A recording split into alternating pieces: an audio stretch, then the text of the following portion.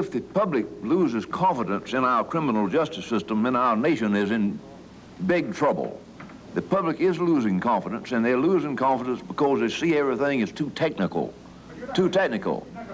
People are not frustrated with the institutions in Canadian society. And in the United States, I hear even judges, talking about the frustrations of their system. We have a tendency here in Canada to follow you, and many of my counterparts in the United States can't understand why we here in Canada bring about the same legislative changes that have got the American people into so much trouble.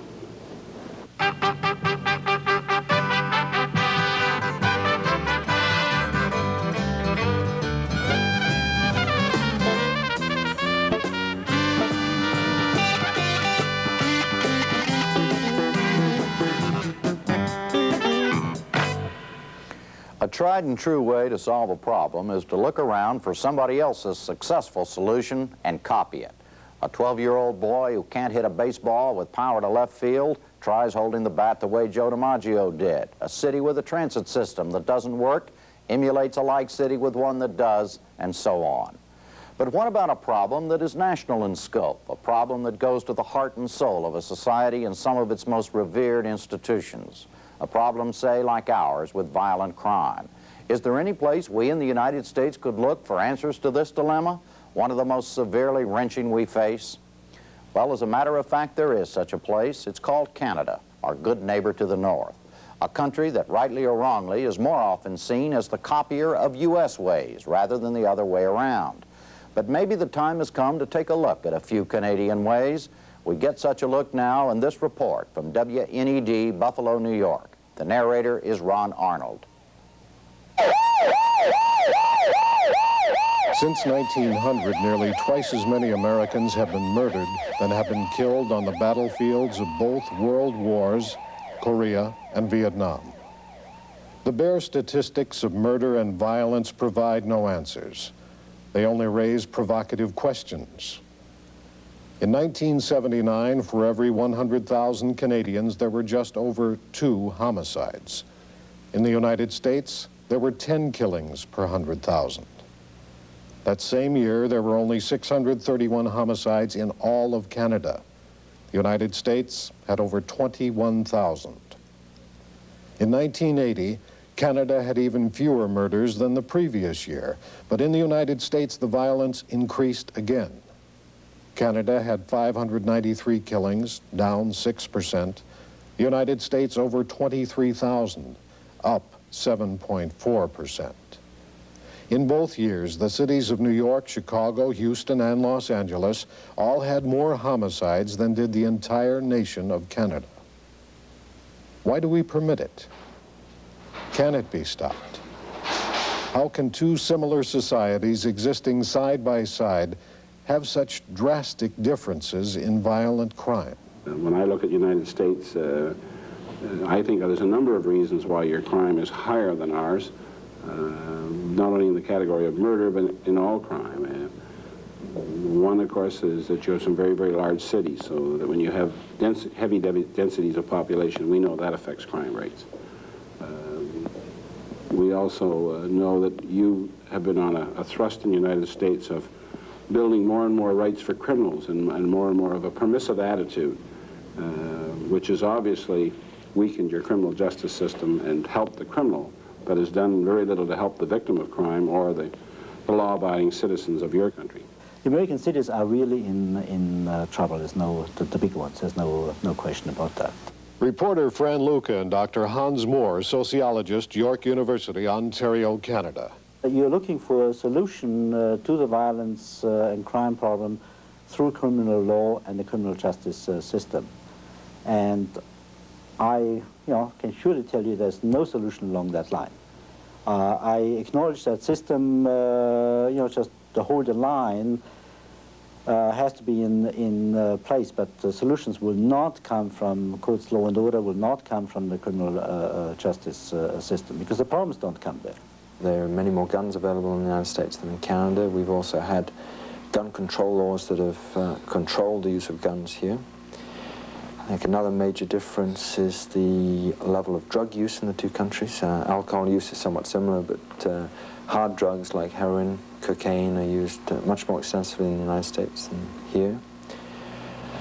Probably the major factor are basically your problems in inner cities. The fact that you have a large number of disadvantaged racial minorities concentrated in one area who have brought with them often from the South or from other countries that they come from, a tradition of violence. And we don't have any similar tradition here. America basically is and always has been a violent culture. We're known for that in our Western movies, our westward expansion. It was a violent expansion. We're well known for that kind of thing. The Canadian expansion, for a variety of reasons, was not nearly as violent as the American one. There's a difference in respect for the police. I think there's a tremendous difference in a sense of quality of life, for one thing, in Canada versus the United States. And the Canadian criminal justice system is not as concerned about individual civil liberties as we are here. The police have much broader authority. We've always emphasized law and order more.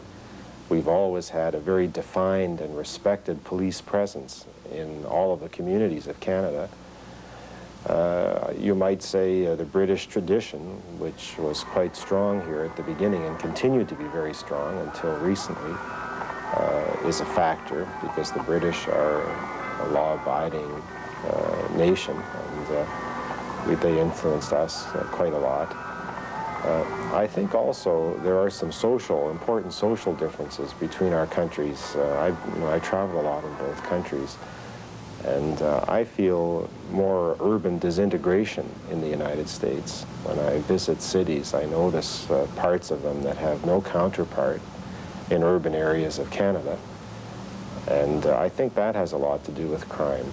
Not that people aren't responsible for their acts, but in an environment where family life is hard to sustain and where religious influences aren't felt, where schools are unsuccessful, that crime naturally is found, and perhaps we have less of them in Canada, in the cities, than you do in the United States.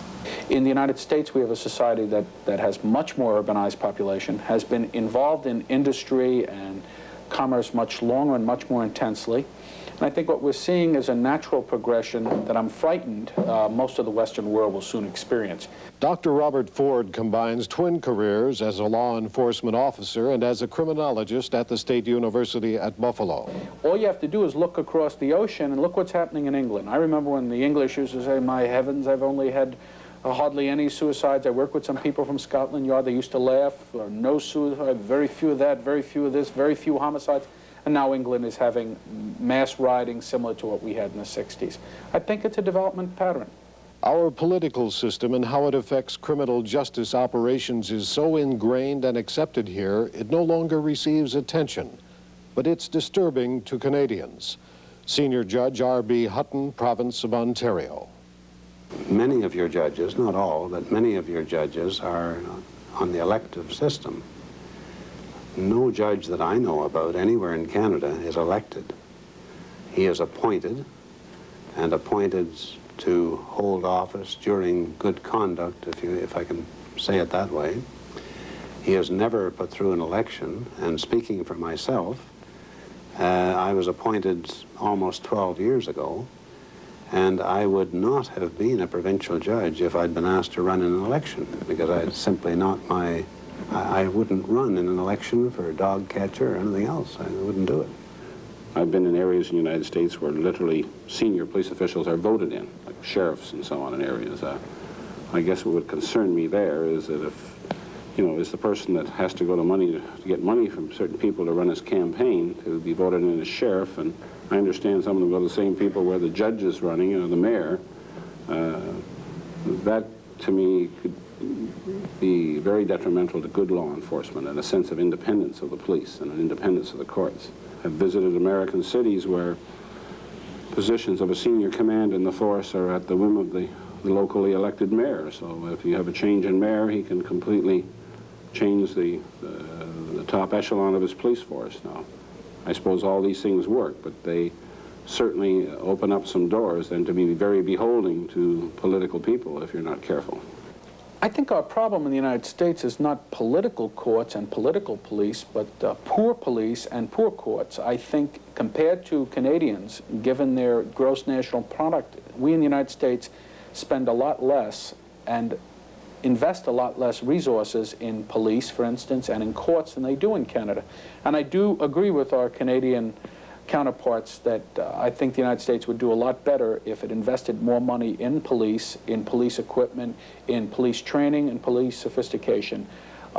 It is clear to me, living in a border city here, that the Canadians are much better funded, better trained, and generally better taken care of than their American counterparts.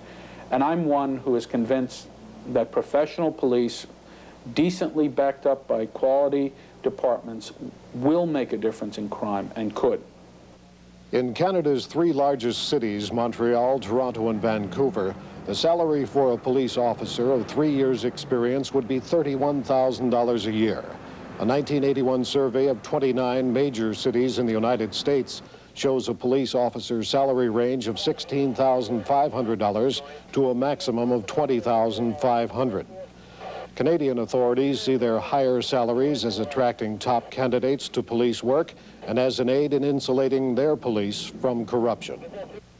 The backlog in the American court system is staggering. As of June 30th, 1981, there were nearly 16,000 cases pending in our federal courts, involving over 22,000 defendants. In our state courts, there are literally hundreds of thousands of cases pending. Canada, for now at least, seems to have the problem in hand. All of the institutions that we have are working.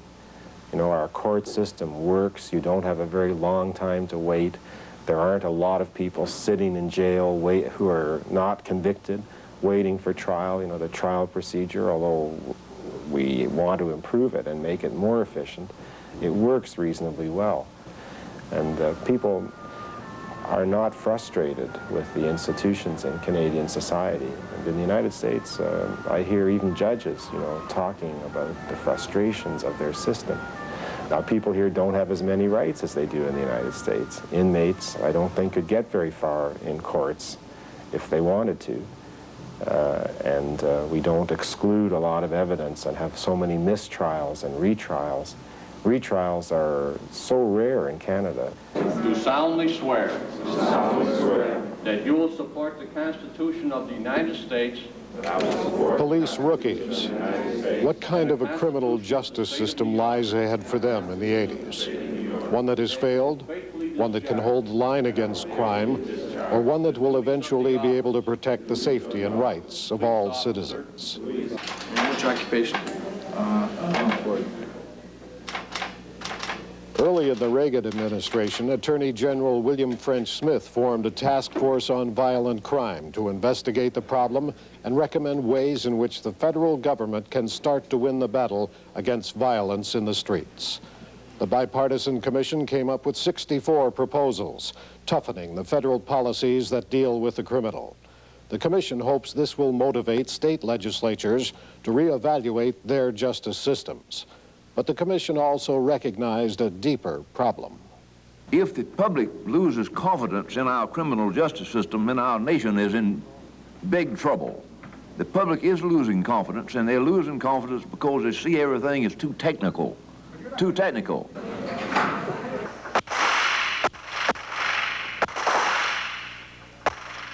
In the United States, gun control is a highly charged, emotional, political issue. For Canadians, control of handguns is a fact of life, part of their history. Penalties for illegal possession are certain and severe. About 1/3 of murders in Canada are committed with firearms, most of those with rifles and shotguns, with a restricted handgun responsible for just 25% of all shooting deaths. In the United States, guns are used in about 63% of murders, with a handgun used in half of all slayings. Canadian officials see violent gun crimes lessening as controls tighten.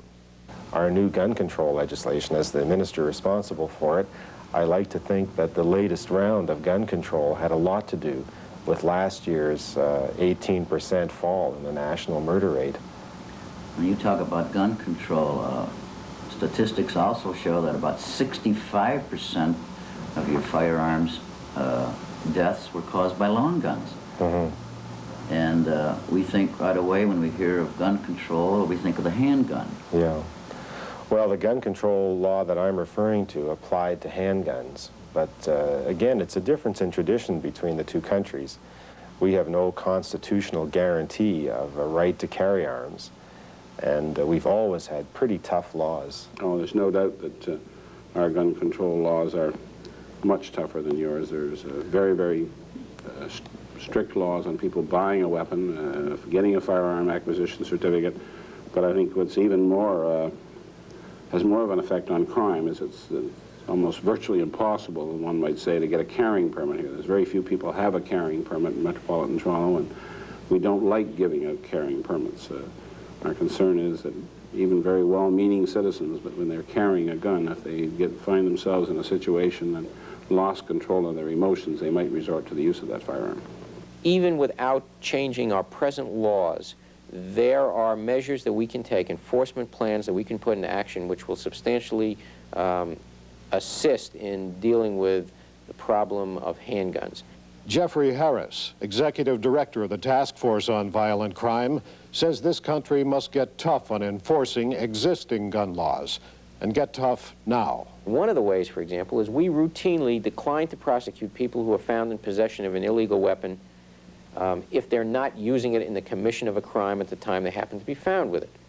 If we got serious about prosecuting those sorts of cases, people would get the message that if you're found with a gun in your glove compartment when on a traffic stop, you will be prosecuted and you will go to jail, even if you don't happen to be sticking up a liquor store or committing another crime with that gun. Most people, I think, are fully aware that the gun laws will not be enforced against them as long as they're not using the gun in the commission of a felony. The handgun is a tool that should not be in the hands of criminals. However, I can show you statistics that demonstrate handguns are most predominant in western states where homicide rates are very low. I can show you that handguns are less predominant in metropolitan cities like New York City, yet the homicide rates are much higher. Handguns don't kill people. People who pull the trigger do. And the problem we have in the United States is too much motivation to pull the trigger, not too many guns. In state and federal prisons throughout the United States, there are about 350,000 inmates. Implementing the recommendations of the Task Force on Violent Crime would add more inmates, creating more overcrowding and jamming the criminal justice system. The most pressing problem in the criminal justice system is prison and jail overcrowding. And one of the reasons that prisons and jails are so overcrowded today is because at the same time communities were building schools and hospitals to accommodate the World War II baby boom, they were not building prisons. And they frankly did not want to make the expenditures. People will get the kind of criminal justice system that they are willing to fund.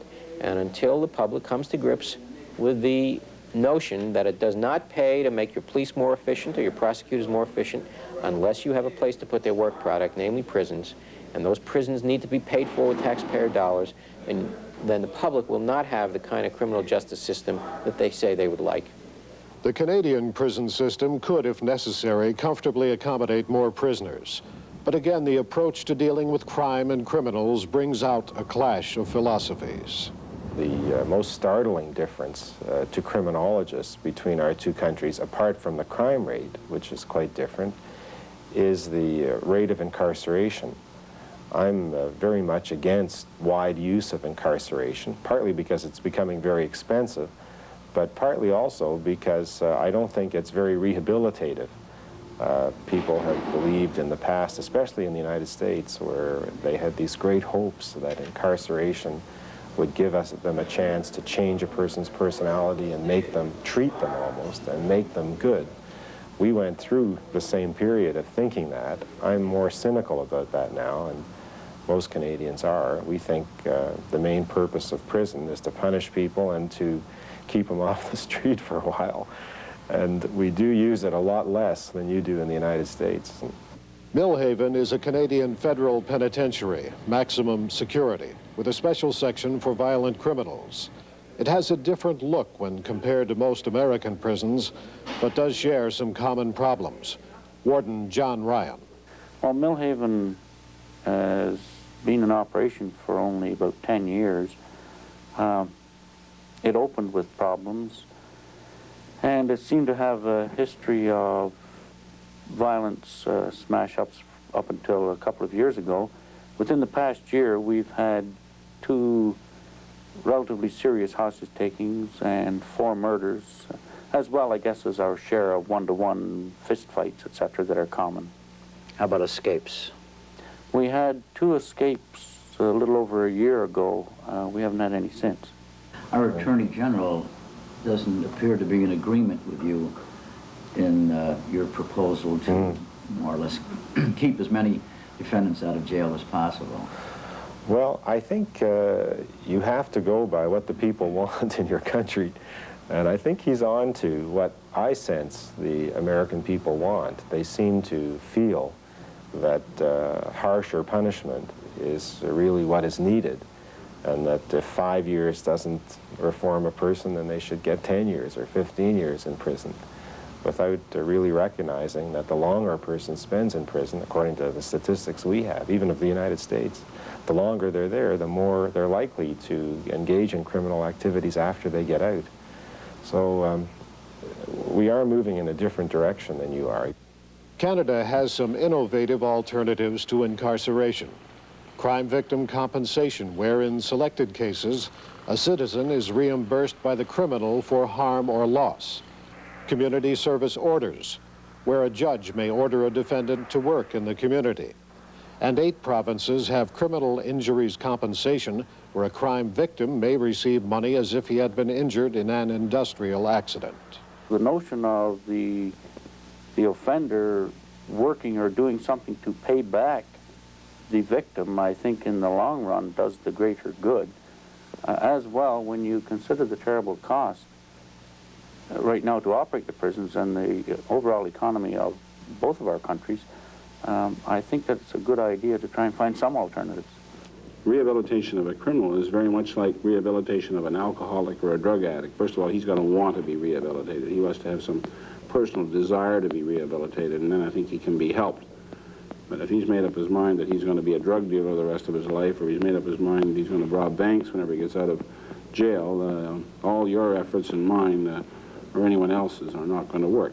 Canada also has in place many social assistance programs, which may offset economic pressures which could lead to crime. We have a very effective old age pension. We have a portable nationwide Canada pension plan.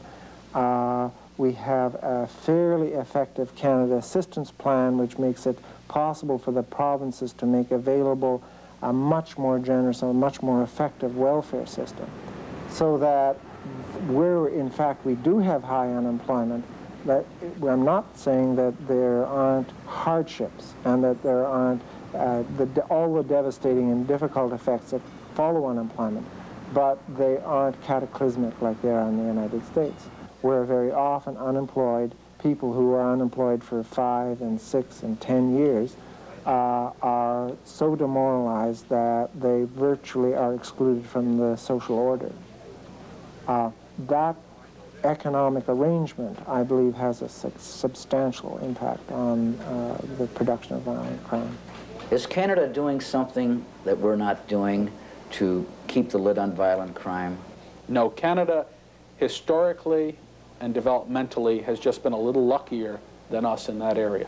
However, as I mentioned earlier, I fear that Canada is soon going to experience what we're experiencing, and I think you can begin to see it in the major metropolitan areas, particularly Montreal, but increasingly you're going to see it in cities like Toronto, where they're going to begin to establish and feel the same patterns we have here.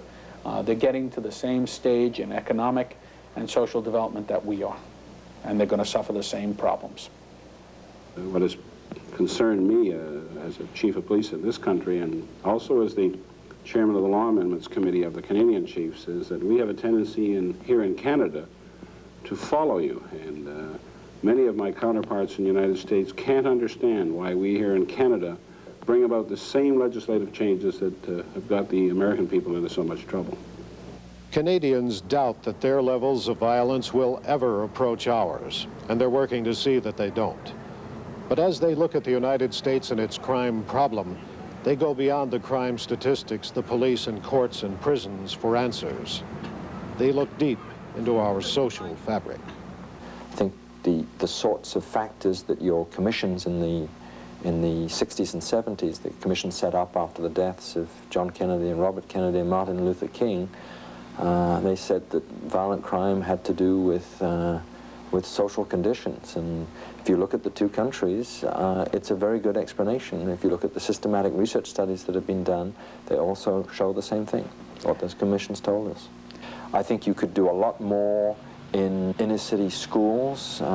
We know that one of the major reasons why people end up being involved with drug use and alcohol use, crime, etc., is a general lack of involvement, a lack of feeling that that they can have some stake, and that goes straight back to schools. That would be a major area in which I'd like to see some focus. And I think the crime victim area is another one that's important.